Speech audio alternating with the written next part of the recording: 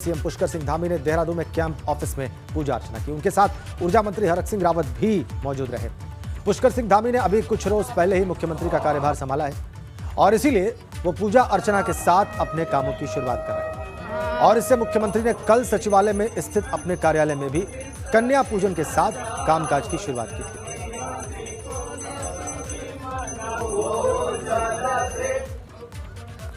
तस्वीरें कैंप कार्यालय में मुख्यमंत्री की पूजा अर्चना की।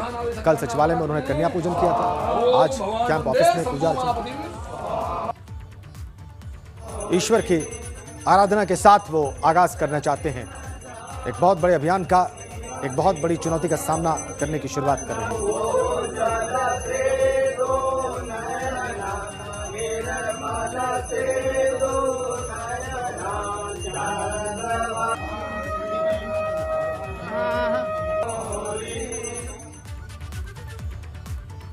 और अगली बड़ी खबर देहरादून से है। कांवड़ यात्रा को लेकर आज अहम बैठक है। सीएम पुष्कर सिंह धामी बैठक करेंगे। अधिकारियों के साथ शाम को 4 बजे बैठक करेंगे सीएम। उत्तराखंड सरकार ने कांवड़ यात्रा स्थगित कर दी है। यात्रा को शुरू करने को लेकर फिर से बातचीत होगी।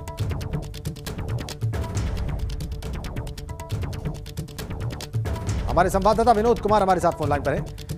विनोद, इस कार्यक्रम के बारे में शाम के विस्तार से बताएं।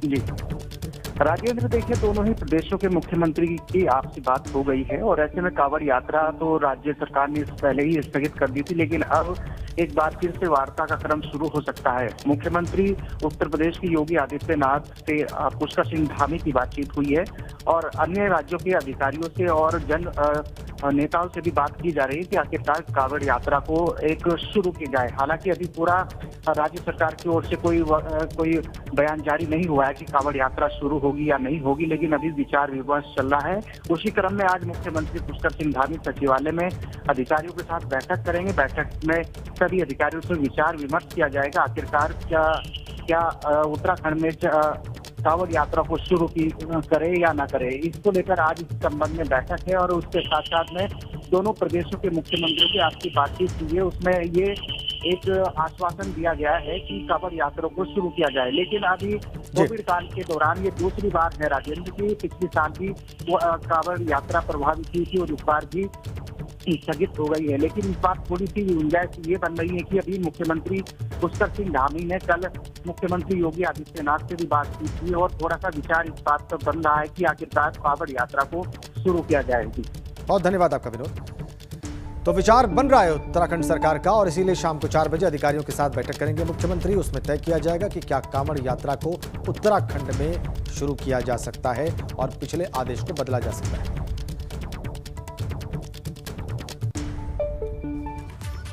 अगली खबर धारचूला से है। वहां पर भारत चीन सीमा को जोड़ने वाला टनकपुर तवाघाट मोटर मार्ग में कुलागाड़ नाले के बने पुल को बह जाने की खबर आ रही है। भारत चीन सीमा के साथ ही दारमा व्यास चौदास के 20,000 की जनसंख्या प्रभावित होगी। उच्च हिमालयी क्षेत्रों में हो रही जो बारिश है उसके चलते नदी नाले उफान पर है और इसकी वजह से यह पुल बह गया है।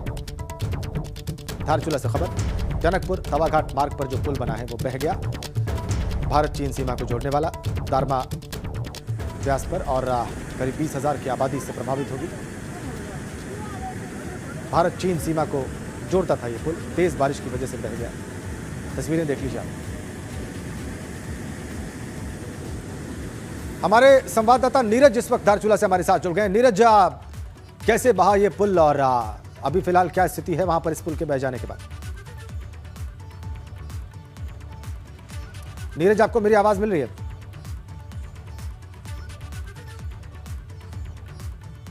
हम नीरज से बात करने की कोशिश करेंगे। तेज बारिश हो रही है पूरे इलाके में और भारत चीन सीमा को ये पुल जोड़ता था, तेज बारिश की वजह से बह गया है। कहा जा रहा है कि 20,000 की आबादी इससे प्रभावित होगी।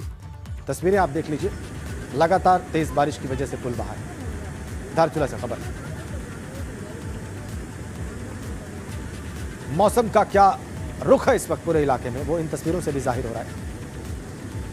तेज बारिश की वजह से पुल बहा है। धारचूला से खबर आ रही है।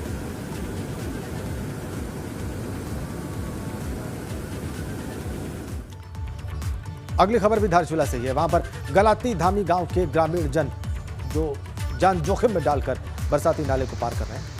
कहा जा रहा है कि पिछले साल जुलाई महीने में बादल फटने की वजह से गलाती धामी गांव को जोड़ने वाले पैदल रास्ते और पुल ध्वस्त हो गए और 1 साल बीतने के बाद भी पुलिस इसे बना नहीं पाई और इस वजह से लोग जान जोखिम में डालकर इस नदी को पार करते हैं। तस्वीरें देख लीजिए आप, ये भी धारचूला की। जान जोखिम में डालकर कैसे ये लोग इस नदी को पार कर रहे हैं, ये साफ जाहिर है इन तस्वीरों से। ये भी धारचूला की तस्वीर। ग्रामीणों के सामने आवाजाही की भयंकर समस्या है।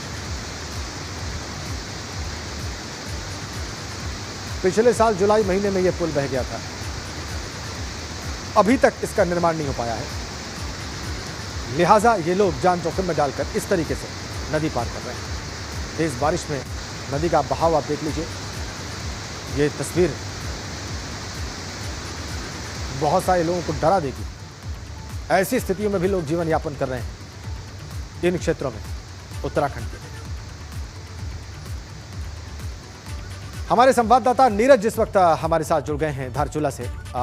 नीरज, पहले मैंने बताया कि एक पुल जो भारत चीन सीमा को जोड़ता था वो तेज बारिश में बह गया है और उससे बड़ी आबादी प्रभावित हुई है। और एक तस्वीर मैं अभी दर्शकों को बता रहा था, हम लोग दिखा रहे हैं, इसमें जान जोखिम में डालकर लोग एक नदी को पार कर रहे हैं जिस पर बना पुल पिछले वर्ष बह गया था। 2 पुल बह गए, एक पिछले वर्ष बहा, एक अभी अभी बहा। कितनी बड़ी जनसंख्या इससे प्रभावित है और अथॉरिटीज क्या कर रही है इस समस्या, इस चुनौती से पार पाने के लिए वहां? जैसे कि राजन जी आपको बताना चाहूंगा, दारमा ब्यास चौदास घाट जो ये है, जो भारत चीन सीमा को जोड़ने वाला झूला पुल है, यह कल देर शाम को बारिश की वजह से रात को हुई बारिश की वजह से बह गया था, जिससे अब यहाँ पे दारमा ब्यास चौदास की लगभग 20,000 से ज्यादा की आबादी प्रभावित हुई है। इसी में सेना के साथ ही स्थानीय लोगों को भी इसमें परेशानी हो गई। यहाँ पे भारत चीन सीमा और लिपुलेख दर्रा को जोड़ने वाला बहुत ही महत्वपूर्ण सामरिक दृष्टि से महत्वपूर्ण मार्ग है ये।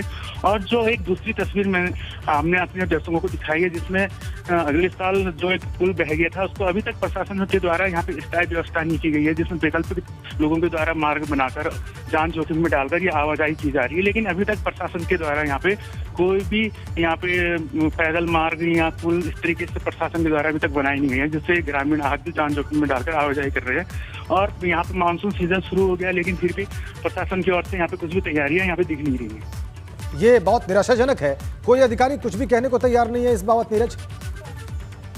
जैसे कि राजन जी, हमने अधिकारियों से बात की थी, अधिकारी बोल रहे हैं कि हमारे द्वारा काम किया जा रहा है, लेकिन कोई भी स्पष्ट जवाब दे तैयार नहीं है कि जनता के लिए क्या काम किया जा रहा है उनके द्वारा और किस तरीके से ग्रामीणों को यहाँ पे राहत दी जा रही है। बहुत धन्यवाद नीरज आपका। बहुत निराशाजनक प्रशासन की अगर बात की जाए तो। अगली बड़ी अपडेट कर्णप्रयाग से है। मलबा गिरने की वजह से बद्रीनाथ हाईवे बाधित हुआ है। कर्णप्रयाग के पास हाईवे पर पहाड़ी से मलबा गिरा है और बीती रात ही ये सब कुछ हुआ, लैंडस्लाइड हुआ। बीती रात ही मलबा हटाने के बाद ये मार्ग खुला था और फिर से प्रभावित हो गया है। नेशनल हाईवे के कर्मचारी इस मार्ग से मलबा हटाने में जुटे हुए। ये देखिए आप तस्वीरें, बद्रीनाथ मार्ग प्रभावित हुआ है कर्णप्रयाग में। हाईवे पर पहाड़ी से मलबा गिरा है, बीती रात ही से क्लियर किया गया था, फिर से मलबा गिर गया है, फिर से मार्ग प्रभावित हो गया है। बद्रीनाथ हाईवे फिर से प्रभावित।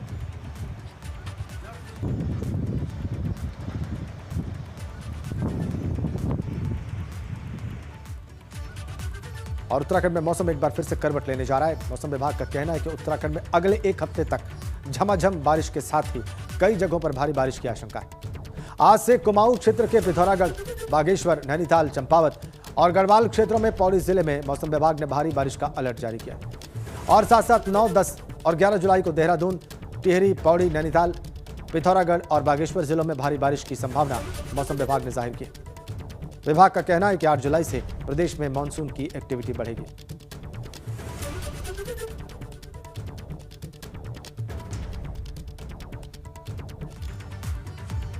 और उत्तराखंड में मानसून की दस्तक हो चुकी है।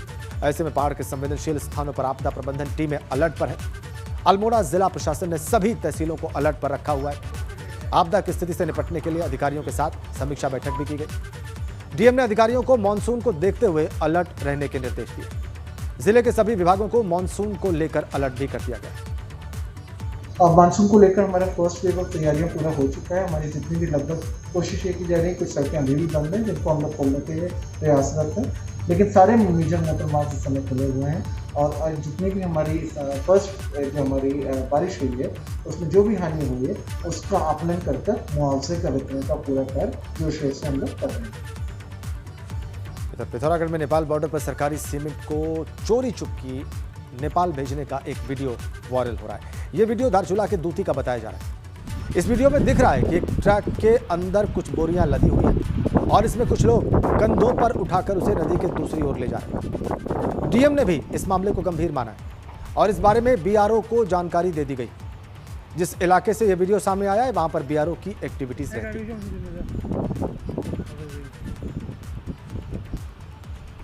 ये वीडियो पुराना लगता है क्योंकि वर्तमान में जो अतिवृष्टि से उन स्थानों के हालात जो है परिवर्तित हैं। जिस तरह का वहाँ तक कोई वाहन जा नहीं पा रहे हैं जिस स्थान का वीडियो बताया जा रहा है, तो ये पुराना वीडियो निश्चित रूप से है। लेकिन यह है कि अगर इस तरह की कार्रवाई की गई है और इस तरह का उन्होंने अनियमितता बरती है तो ये बहुत गंभीर और चिंताजनक विषय है। और आज से उत्तराखंड परिवहन निगम की बसों का संचालन सभी राज्यों के लिए शुरू कर दिया गया है। करीब 2 महीने बाद उत्तर प्रदेश सहित अन्य राज्यों से परिवहन सेवाओं को शुरू करने की सहमति बन जाने के बाद यात्रियों के लिए यह बड़ी राहत की बात है। हालांकि इससे पहले 28 जून से हिमाचल और चंडीगढ़ के लिए बस सेवाएं शुरू कर दी गई और साथ साथ दिल्ली के लिए भी कुछ बसों का संचालन करनाल होकर किया जा रहा है। वहाँ से उत्तर प्रदेश सरकार द्वारा परिवहन से संबंधित कुछ प्रतिबंध लगाए गए थे, जिसके कारण उत्तराखंड परिवहन निगम का संचालन भी प्रभावित हुआ। कल इन प्रतिबंधों में ढील दी गई है।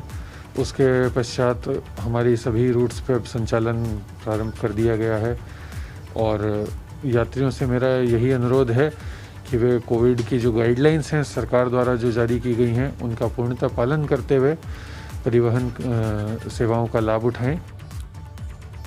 तो उत्तराखंड से रोडवेज की बसें शुरू हो गई हैं और इसी पर देखिए हमारे संवाददाता रवि केंतुरा की यह रिपोर्ट। सफ़र करने वाले यात्रियों के लिए आज से बहुत अच्छी खबर है और वो खबर ये है कि करीब 2 महीने बाद अब उत्तर प्रदेश और उत्तराखंड के बीच जो लगातार बसों का संचालन ठप पड़ा हुआ था वो भी अब शुरू हो गया है। अगर आप देखेंगे तो लगातार जो बसें हैं जो यहाँ से दिल्ली जाती हैं, लखनऊ जाती हैं, कानपुर जाती हैं, वो यूपी से होकर गुजरती हैं। ऐसे में कोविड के चलते उत्तर प्रदेश परिवहन निगम ने इन तमाम बसों के संचालन को अभी तक बंद किया हुआ था, लेकिन अब अधिकारियों के साथ बातचीत होने के बाद अब उत्तराखंड से यूपी होकर बसें जा सकेंगी। लगभग 2 महीने बाद 28 तारीख के आसपास खुल गई थी हमारा हिमाचल चंडीगढ़ ये वाया पोंटा होकर। यूपी अब तक बंद था। यूपी कल दोपहर बाद आदेश आए मुख्यालय से, तो उसके बाद हमने जो है सीधी हमारी पहले बसें चली थी वाया करनाल, ये दिल्ली जो जाने वाली थी। अब कल से जो है हमने सीधी रुड़की मुजफ्फरनगर मेरठ होकर बसें चलानी शुरू कर दी। आज से जो है हम जैसे जैसे व्यवस्था होगी कानपुर, लखनऊ, टोटल हमारा कुमाऊँ बंद था, तो कुमाऊँ के लिए भी आज से जो है बसें आनी जानी शुरू हो जाएंगी। जितेंद्र जी, अभी जो बसों का संचालन है वो सवारियों के अनुसार किया जाएगा? हाँ, थोड़ा यात्री कम है क्योंकि यात्री का अभाव है और जानकारी भी नहीं है लोगों में भी कि जो है रास्ता खुल गया यूपी का, तो इसलिए अभी जो है हम 30-35 यात्री जिस बस में हो जाएंगे उसको ही निकालेंगे। तो जो यात्री अभी हैं लोगों को भी ये जानकारी नहीं है। हालांकि अब हम बता रहे हैं कि किस तरीके से संचालन शुरू हो गया है। मेरे इस तरफ आप देखेंगे क्योंकि कोविड का संक्रमण अभी टला नहीं है, मामले अभी भी लगातार आ रहे हैं। ऐसे में जब बसों का संचालन शुरू हुआ है तो एक आशंका और एक डर ये भी है कि कहीं कोविड के मामलों में तेज़ी ना आए। इसी को देखते हुए आईएसबीटी पर अब जो कोविड टेस्टिंग है उसकी सुविधा भी जो है लगातार रखी गई है। जो भी बाहर से यहाँ पर जो लोग पहुँचेंगे उनको अपने साथ RT-PCR एंटीजन रैपिड टेस्ट की नेगेटिव रिपोर्ट लेकर आना है। किसी कारणवश वो रिपोर्ट लेकर नहीं आते हैं तो यहाँ पर भी उनके एंटीजन टेस्ट की व्यवस्थाओं को शुरू किया गया है। तो ऐसे में आज से ये अच्छी खबर है कि जो तमाम जो सफ़र करने के लिए अब तमाम जगहों की बसों का संचालन शुरू हो गया है और ऐसे में जो तमाम दिक्कतें थी वो दूर हो गई हैं। लेकिन इतना ज़रूर है कि कोविड का संक्रमण टला नहीं है। ऐसे में सफ़र करने के साथ साथ आप सावधानी भी ज़रूर बरतें। अपने सहयोगी निशांत चौहान के साथ रवि केंतुरा, ABP गंगा, देहरादून। और उत्तराखंड के कॉलेजेस में फिलहाल ऑफलाइन पढ़ाई नहीं होगी, लेकिन छात्रों के लिए राहत भरी खबर यह है कि अगस्त महीने में सभी कॉलेज वाईफाई से जोड़ दिए जाएंगे। वहीं कॉलेजेस में ऑफलाइन पढ़ाई के लिए यूजीसी की गाइडलाइन का भी इंतजार किया जा रहा है। जैसे ही यूजीसी कॉलेजेस के लिए गाइडलाइन जारी करता है उसी के आधार पर ऑफलाइन पढ़ाई पर विचार किया जाएगा। उधर कॉलेजेस की ओर से भी कक्षाएं संचालित करने की तैयारियां पूरी हैं।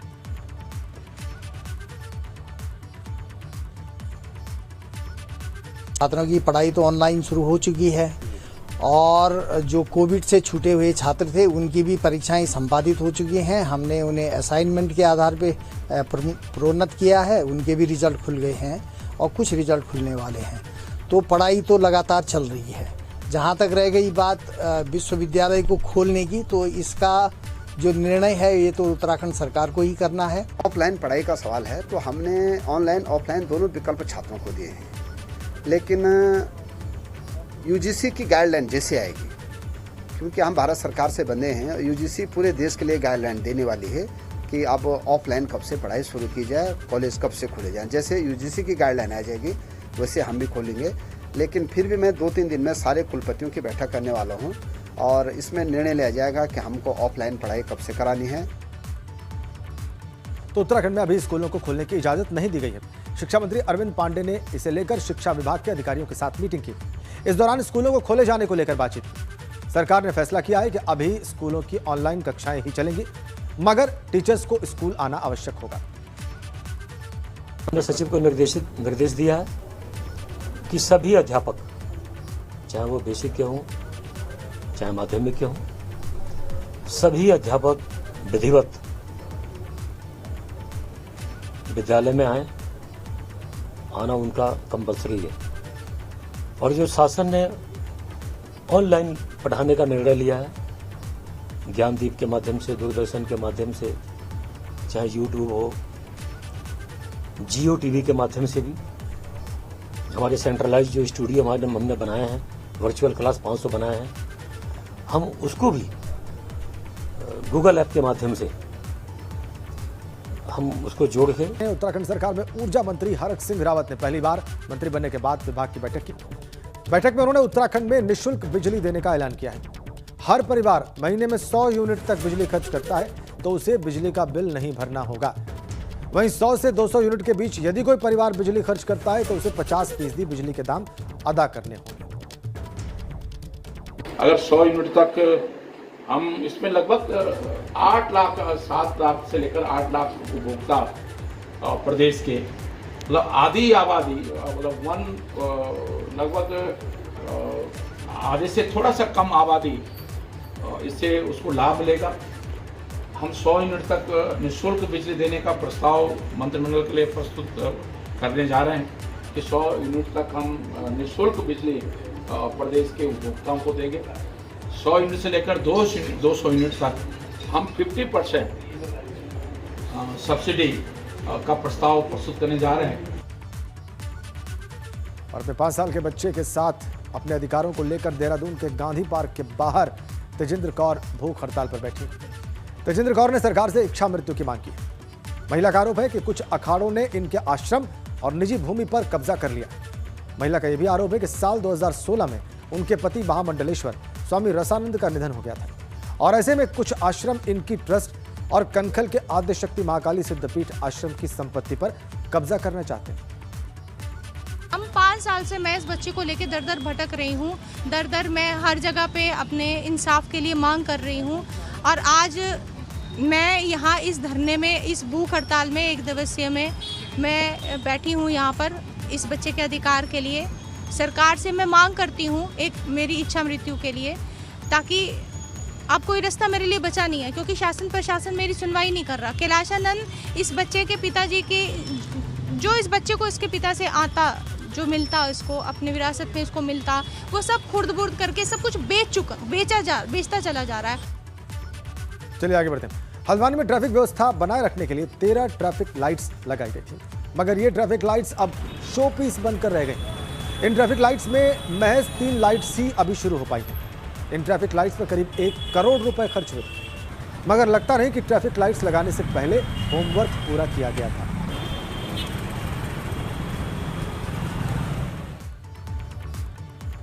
और अब उत्तरकाशी के दोनों धाम, यमुनोत्री धाम और गंगोत्री धाम, सीसीटीवी कैमरा से जुड़ गए। अब आपदा प्रबंधन विभाग सीसीटीवी के जरिए दोनों धामों पर नजर रख सकेगा। जिलाधिकारी का कहना है कि उत्तरकाशी जिला आपदा के लिहाज से बहुत संवेदनशील है और इसी को देखते हुए दोनों धामों में 13 सीसीटीवी कैमरास लगाए गए ताकि आपदा के दौरान गंगा और यमुना नदी के जलस्तर पर नजर रखी जा सके। और साथ साथ दोनों धामों में किए जा रहे पुनर्निर्माण कामों की भी लाइव मॉनिटरिंग की जा रही है।